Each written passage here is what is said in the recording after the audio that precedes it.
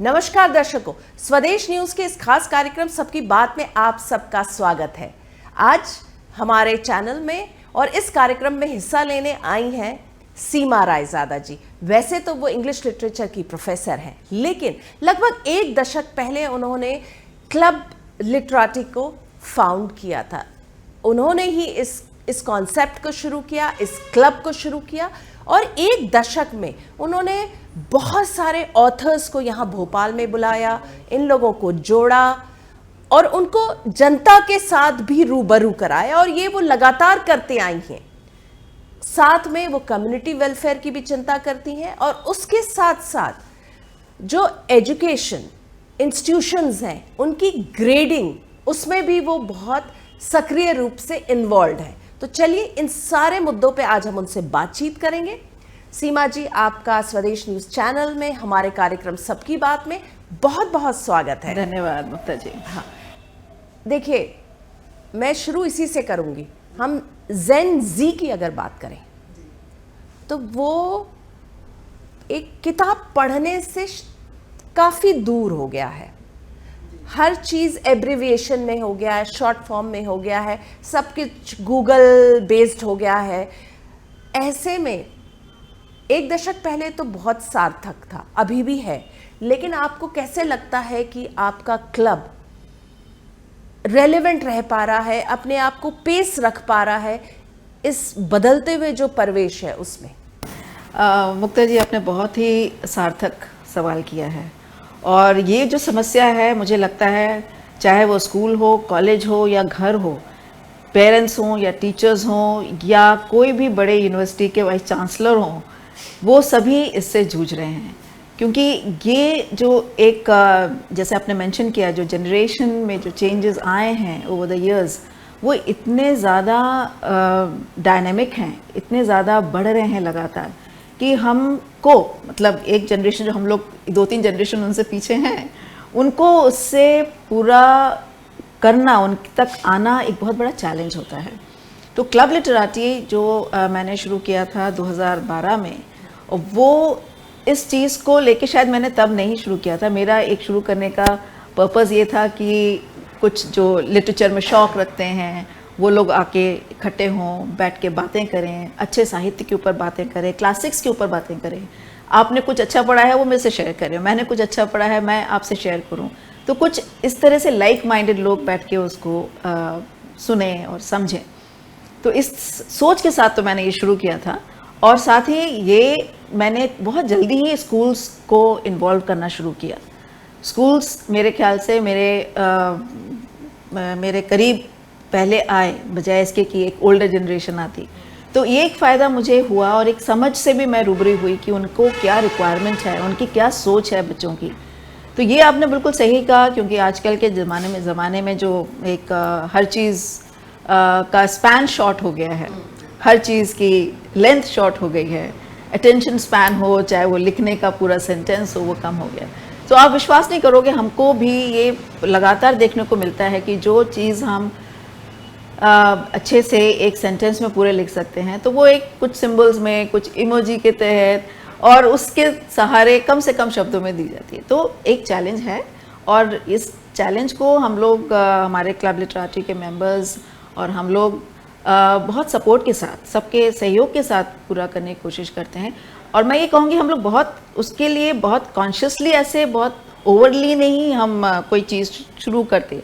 ये बहुत सहज रूप से होती है कि बच्चों को कैसे इन्वॉल्व करना, कुछ फेस्टिवल्स करना, कुछ ऑथर्स को उनके सामने लाना, उनकी पसंद पूछ के उनके जैसे कार्यक्रम करना।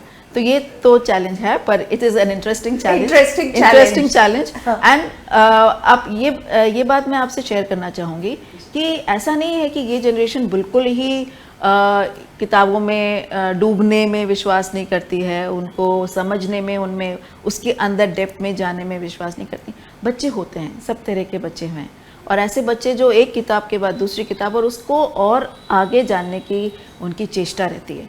तो ये भी बहुत एक सुखद बात होती है कि सबके बीच में, इतने भीड़ के बीच में कुछ बच्चे हमें ज़रूर ऐसे मिल जाते हैं और टीचर्स बहुत अच्छे ऐसे मिले हैं जो बच्चों को प्रेरित करते हैं।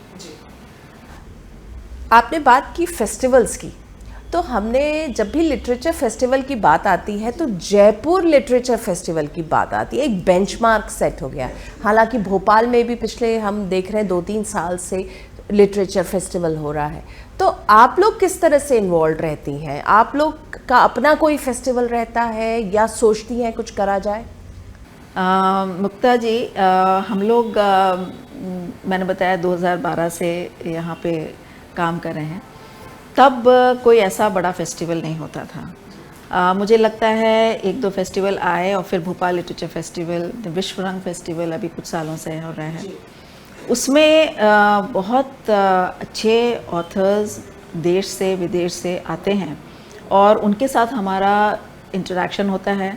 जो ऑर्गेनाइजर्स हैं वो हमें और हमारे मेंबर्स को बाकायदा उसमें एज डिस्कसेंट बुलाते हैं और हमें वॉलंटियर, जो स्टूडेंट वॉलंटियर्स हैं from different colleges and universities and schools, वो हमें हमारे साथ रहते हैं उस दौरान। और हमें भी पूरा उनका जो बाहर से आए लेखक होते हैं या कोई भी बड़ी हस्ती होते हैं, उनसे मिलने का मौका मिलता है और उनको उनके पास उनके साथ बात करने का भी मौका मिलता है। तो हम लोगों का जहाँ तक सवाल है, तो एक मैं ये कहना चाहूँगी, हमारा एक अप्रोच थोड़ा सा अलग है, क्योंकि ये फेस्टिवल्स क्या होते हैं, साल में एक बार होते हैं और हम लोग साल में छोटे इस तरह से इंटरेक्शंस बहुत सारे करते हैं, लगातार करते हैं। और फेस्टिवल्स भी हमारा एक शेक्सपियर, भोपाल शेक्सपियर फेस्टिवल तो है ही, जो 2013 से शुरू हुआ है और लगातार हम लोग करते रहे हैं। 1-2 साल बीच में गैप हुआ था। और ऑनलाइन मैं उसके बारे में बाद में बताऊंगी। ऑनलाइन के जब हम लोग पैंडेमिक में पूरा सब कुछ बंद था, तो 2 साल ऑनलाइन भी हम लोगों ने बहुत ही अच्छे और इंटरनेशनल लेवल के ही उसको कंपोनेंट आ गया था उसमें। तो हमारे जहाँ तक फेस्टिवल का सवाल है, हम लोग ने भी बहुत क्वालिटी फेस्टिवल्स किए हैं। जैसे मैंने बताया, शेक्सपियर फेस्टिवल तो एनुअली होता है। हम लोगों ने एनिट ब्लाइटन किया, हम लोगों ने हैरी पॉटर किया, हम लोगों ने एक एगाथा क्रिस्टी फेस्टिवल किया था 2018 में, which was a big hit.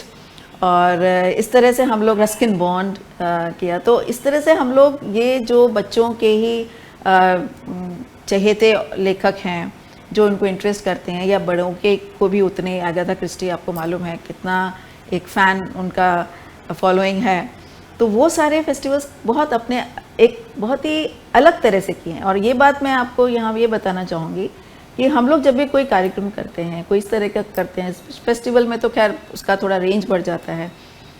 तो एगाथा क्रिस्टी फेस्टिवल का जैसे मैं बताना चाहूँगी, तो उसमें हम लोगों ने एगाथा क्रिस्टी फेस्टिवल में उसका मर्चेंडाइज भी बनवाया। शेक्सपियर फेस्टिवल में भी हम मर्चेंडाइज बनवाते हैं उनका।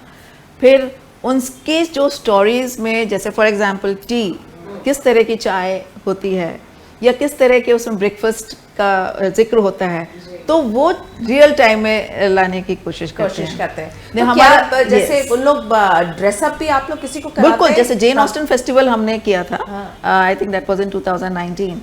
वो उसमें उनकी नॉवेल्स के जितने एस्पेक्ट्स हो सकते थे वो कवर किए उसमें। उस तरह के उनके जो बहुत ही फेमस बुक है, नॉवेल है, प्राइड एंड प्रेजुडिस, उसके एक सीन को इनैक्टमेंट वैसे ही किया, वैसे ही उसके कॉस्ट्यूम्स पहन के बच्चे बड़े सब। खासियत हमारे आई थिंक हमारे क्लब की ये भी है कि हमारे रेंज बच्चों उम्र की बहुत है। तो एक 9 साल का बच्चा भी है, एक 70 साल के बुजुर्ग भी हैं।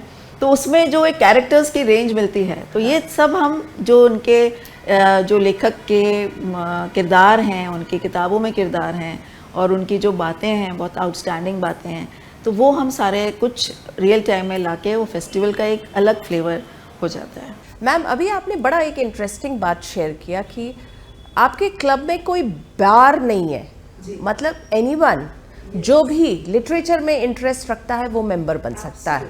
आपने कहा 9 साल का बच्चा भी है, बड़े बुजुर्ग भी हैं, तो इंटरेस्ट केवल लिटरेचर में होना चाहिए।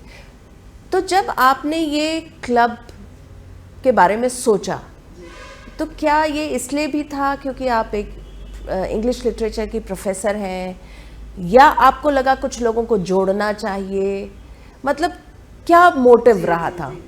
तो बहुत इंटरेस्टिंग होता था मुक्ता जी। मैं जब नूतन कॉलेज में पढ़ाती थी, तो मैं देखती थी हमारे यहाँ बहुत ब्राइट स्टूडेंट्स होते थे जो पीजी करने आते थे। तो वो आते थे, 2 साल उन्होंने पीजी किया और फिर शादी हो गई या बाहर चले गए, कहीं पढ़ाने लग गए। वापस आने का कोई बहुत ज़्यादा ऐसा ज़रिया नहीं होता था अनलेस कोई पीएचडी कर रहा हो। तो मैं ये देखती थी इतना इंटरेस्ट रखने वाले लिटरेचर में ये स्टूडेंट्स को क्यों ना हम उनका इंटरेस्ट आगे भी बरकरार रखें।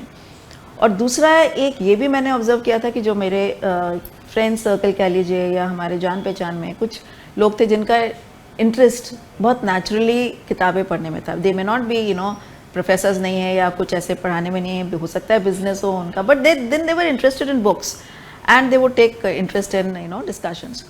तो वो भी एक था कि इतना समझ रखते हैं, तो एक बहुत उत्सुकता थी लोगों को सुनने के लिए कि कैसा उसको समझते हैं, not in the confines of a classroom और अ कॉलेज और any particular institute, but outside, कि बाहर आके क्योंकि उसके बहुत सारा स्कोप बहुत बढ़ जाता है समझने का। आप लाइफ में आपने पीजी किया, फिर वो 10 साल बाद वो लड़की शादी हो गई, फिर आ रही है, समझ रही है, उसका एक पर्सपेक्टिव बदलता है, उसका एक विजन बदलता है, उसकी अंडरस्टैंडिंग और बदलती है।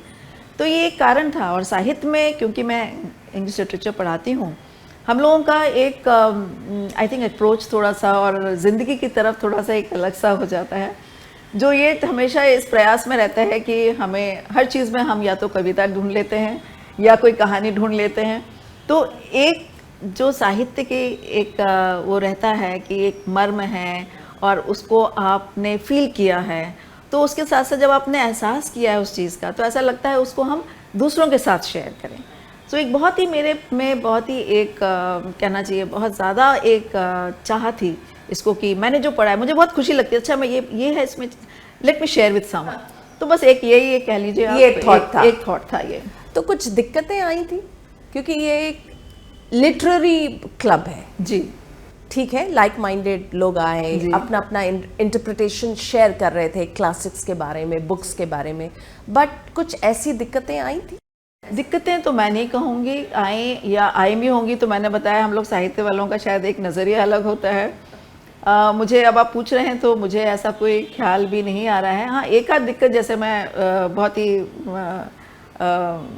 छोटे प्रकार की शायद होगी कि कभी कभी हम लोगों को जैसे कोई स्पेस नहीं मिल पाती है कुछ ऑर्गेनाइज करने की।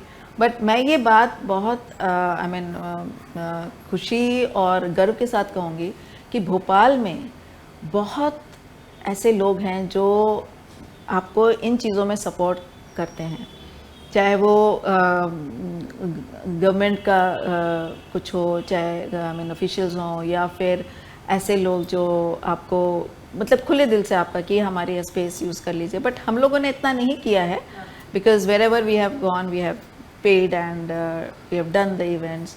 तो वो पर ये तो है बहुत इस तरह की कोई भी ऐसा चैलेंज नहीं, क्योंकि मुझे ऐसा लगता है कि हम अगर किसी के पास जाते हैं, कुछ करने को सोचते हैं, आगे बढ़ते हैं, तो वो लोग ज़रूर ये देखते हैं कि इस चीज़ की क्वालिटी क्या है, इसका क्या पर्पस है, कितना रेलिवेंट है। तो मुझे लगता है लोगों को शायद ये हम लोगों में दिखा होगा कि ये चीज़ें हम बिल्कुल उन तक पहुंचने में, और बहुत हम लोगों का एक मेरे ख्याल से बहुत एक स्ट्रेट फॉरवर्ड और सिंसियर एफर्ट रहता है इस दिशा में। थोड़ा सा बात करेंगे एजुकेशन ग्रेडिंग की, चूँकि आप उससे बहुत इन्वॉल्व हैं, तो एजुकेशन इंस्टीट्यूशन को आप ग्रेड करती हैं।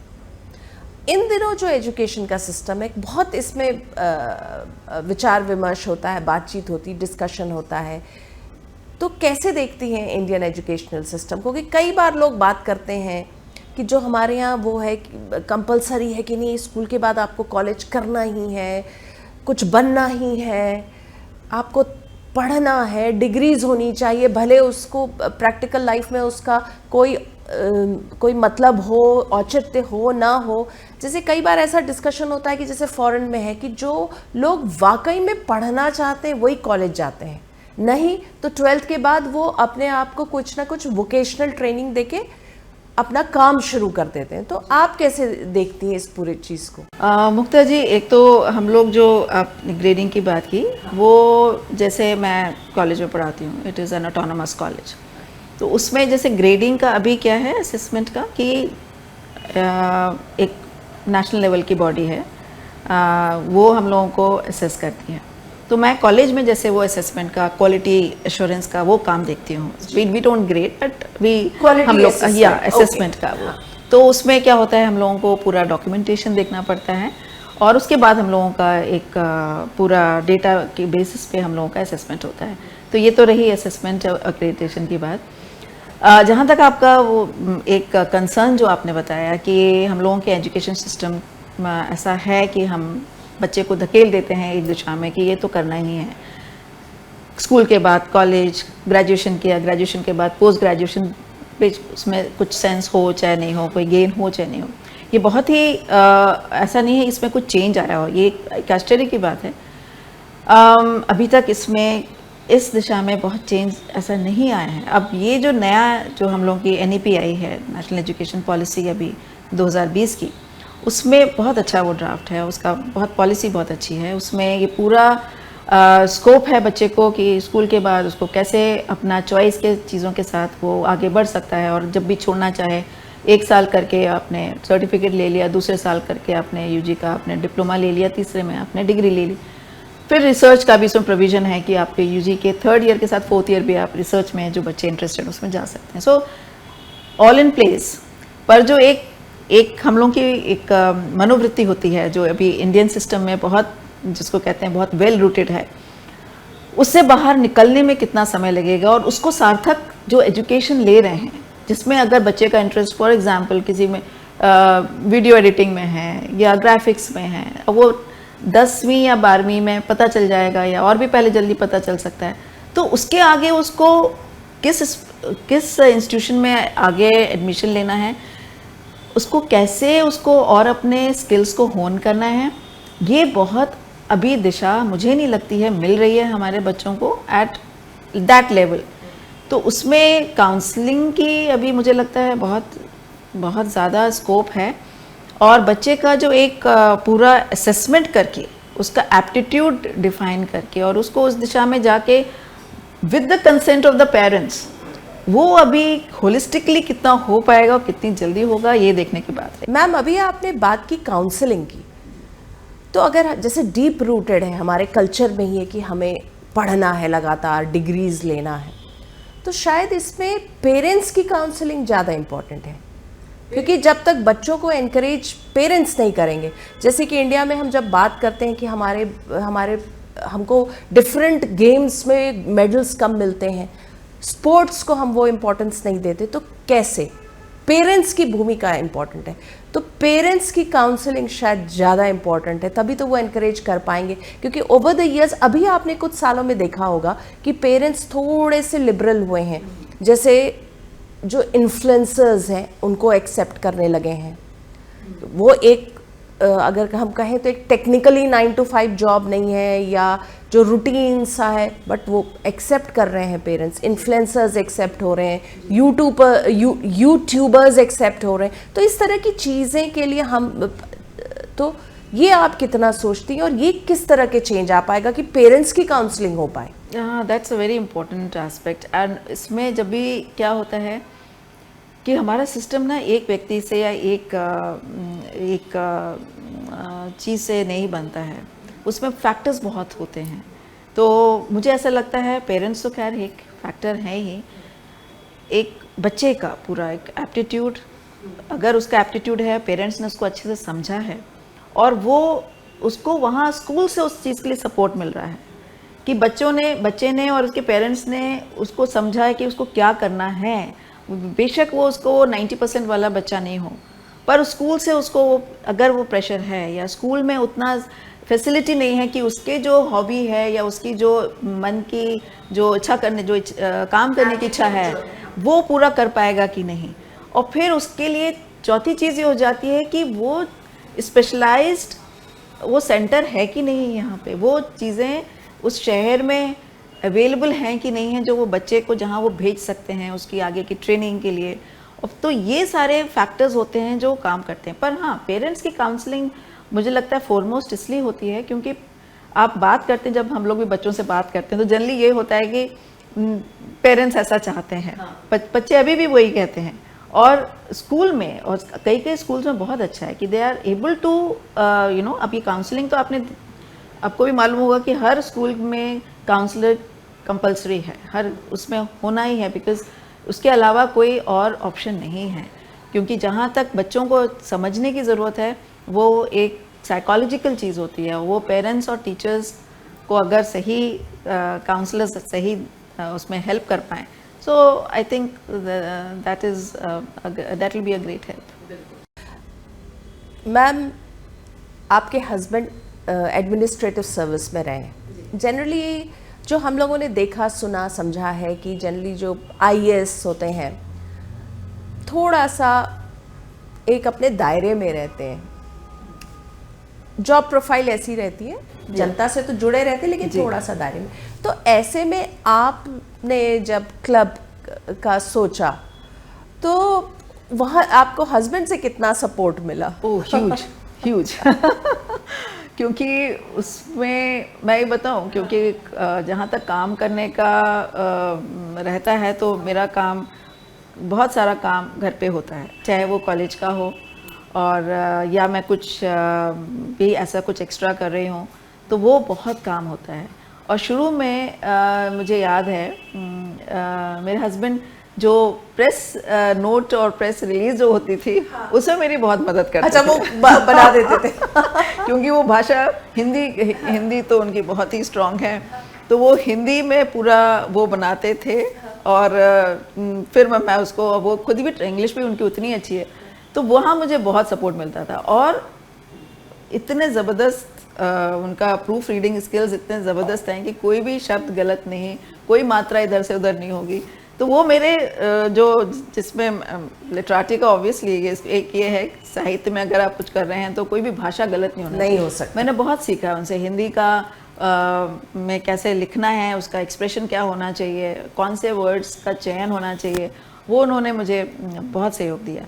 और ये बात तो है कि घंटों में, मतलब उनको समय नहीं दे पाती थी कई बार, जो बहुत ज़्यादा घंटों घंटों काम करना पड़ता है, चाहे वो मैंने बताया चाहे वो असेसमेंट का काम हो, चाहे वो कॉलेज का काम हो, तो वो पूरा मुझे वो कोऑपरेशन मिलता है। जी बिल्कुल, ये तो बात सही है कि फैमिली के सपोर्ट से ही आगे बढ़ सकते हैं। जाते जाते मैम, स्वदेश न्यूज़ के दर्शकों को आप कुछ कहना चाहें तो? मुझे एक चीज़ हमेशा लगती है ये, और मैं हमेशा सबको ही बोलती हूँ कि जो काम करो खुशी से करो, उसमें कहीं से मज़ा ढूंढ लेना चाहिए। तो आनंद अगर आपने ढूंढ लिया है किसी चीज़ में, तो वो आपको दुगनी ताकत देता है कोई भी काम करने का। तो एंड एक जो होता है ना कि काम से प्यार करना, चाहे वो कितना ही टफ हो या सरल हो, तो अगर वो आत्मीयता से काम करेंगे, क्योंकि एक काम करने का मेरा ये होता है कि अगर देना है तो उसको 100% देना है, and no shortcuts in life. बहुत अच्छी बात है, बहुत अच्छी बात आपने कही कि अपने काम में आनंद होना चाहिए। आनंद है तो फिर वो काम ही नहीं लगेगा। जी जी मैम, आप स्वदेश न्यूज़ के ऑफिस आई, आपने हमारे कार्यक्रम में हिस्सा लिया और इतनी अच्छी बातचीत आपने की, आपका बहुत बहुत धन्यवाद है। माय प्लेजर, और आपको भी बहुत बहुत बधाई, और आप स्वदेश न्यूज़ को भी मेरी तरफ से बहुत बहुत शुभकामनाएं। और हमारी शुभकामनाएं आपके क्लब के साथ है। तो दर्शकों, आज हमने बात की प्रोफेसर सीमा रायजादा से। वैसे तो इंग्लिश लिटरेचर की प्रोफेसर है, लेकिन उन्होंने क्लब लिटरेटी का जो फॉर्मेशन किया है उससे ये लगभग 1 दशक से उन्होंने बहुत सारे लोगों को, बहुत सारे लोग जो साहित्य को पढ़ना चाहते हैं, पढ़ते हैं और उसमें अपने विचार शेयर करते हैं, अपने इंटरप्रिटेशन शेयर करते हैं, उन सबको जोड़ा और लगातार जोड़ते आ रही हैं। छोटे छोटे फेस्टिवल्स करती हैं, ओवर द इयर्स करती रहती हैं, और उसके साथ साथ उनका ये मानना है कि आप कुछ भी करिए उसमें आनंद ढूंढ लीजिए। आनंद है तो सब कुछ सही है। तो इस बार के एपिसोड में इतना ही। अगले हफ्ते में एक बार फिर से मुलाकात करेंगे एक नए मेहमान के साथ। तब तक के लिए दीजिए हमें आज्ञा। नमस्कार। ऐसे ही वीडियोस को लाइक, शेयर, फॉलो और YouTube को सब्सक्राइब कर बेल आइकॉन दबाना ना भूलें, और ताज़ा अपडेट्स के लिए हमारी वेबसाइट swadeshlive.com पर जरूर जाएं।